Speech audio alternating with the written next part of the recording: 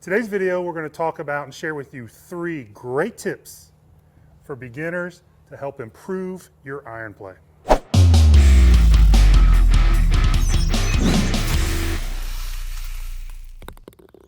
All right, Sean, we've got new golfers possibly, or golfers just looking to get better at playing irons. What are 3 things that we can hopefully help them with that they can start to incorporate in their game? Yeah, I think,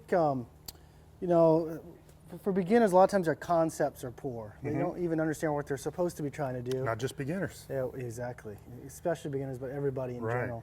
But for beginners, I think the first one that jumps into my head when I think about a beginner and when they look at this golf club and look at the ball on the ground, they have this idea in their head that they need to somehow scoop the ball to get it airborne. Sure.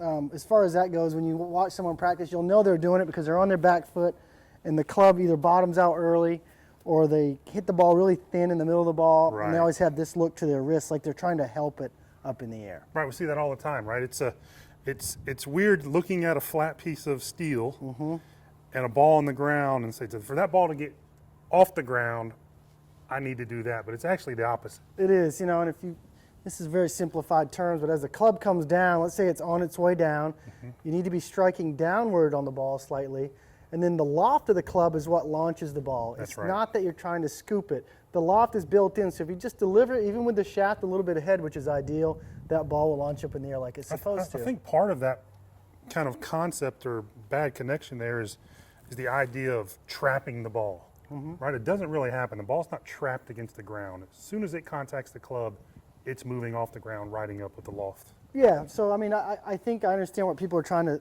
achieve when they're trapping it, but a lot of times that can get them hitting down a little Right. too much.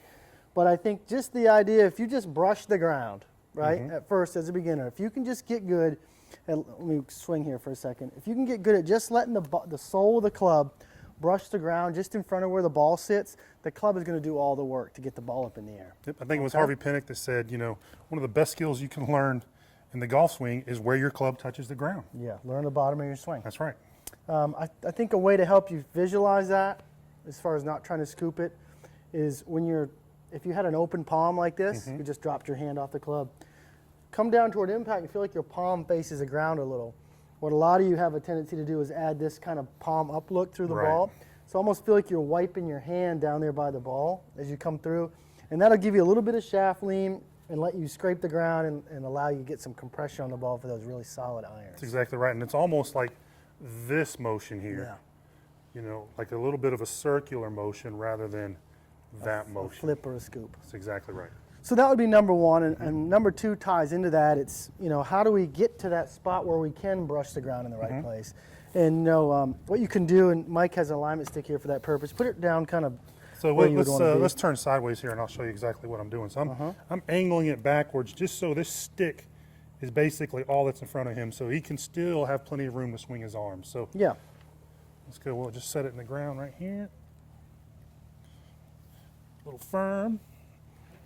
Need to water the grass out here. All right. So let's say, what about a hand width, Mike? Yep, let's just scoot up just a little bit forward. There we go. So got about a hand width here, and what most of you will do from the top is almost move away from that Create stick. space, right? And that's going to almost force you to make that scooping flip motion, exactly right. which is going to cause you low point issues and bottoming out and thin balls. Yep. Bottoming out before the ball.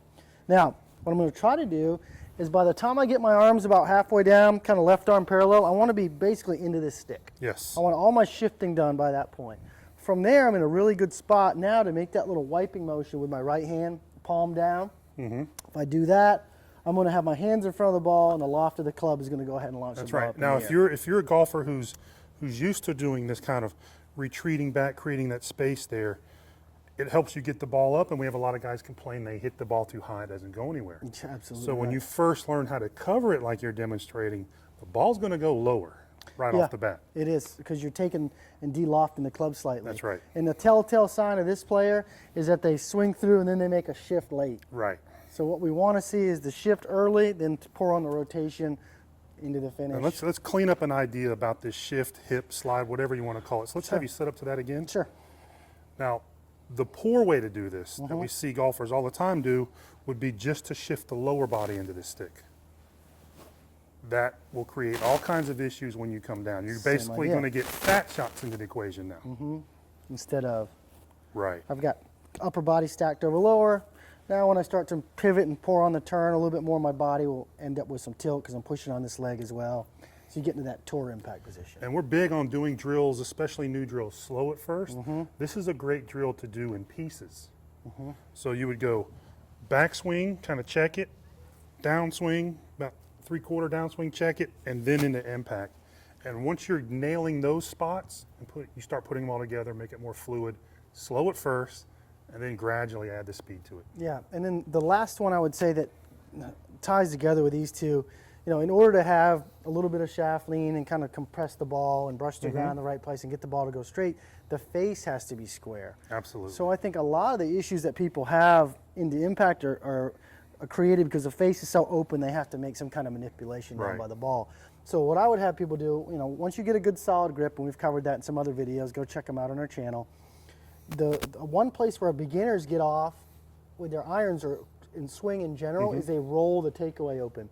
Yep. So they get the face of the club pointing So to if the this was the sky. pointer of the face, be pointing at the sky instead of kind of parallel to the ground or just slightly downward. Yeah. So when you take the club back, I want you to take it back to club parallel to the ground and make sure, like Mike said, the face is either slightly toward the ground or toe straight up-ish. That would be the max. Yeah. Toe up would be the max. Yeah, and you don't want it more than that where the club That's starts right. pointing toward the sky. Reason being, there's not a lot of time from the time you get to the top of the backswing to the ball, so that's a lot of work to do. And if you do end up squaring it, a lot of times you overcook it and you start to get some really large deviations in where the ball is starting. That's right. Kind of defeats the purpose, right? It does. So those are the three. We've got don't try to scoop it in the air. We've got get some shift into your left side at the right time, and then don't roll the face. So those are three great beginner tips for Absolutely. irons. If you're just taking the game up and want to get this crucial part of your game in tune, give these 3 drills a try. Do them independently first, do them slow, and then gradually start to incorporate them together, and you're really going to start to excel at this really crucial part of the game.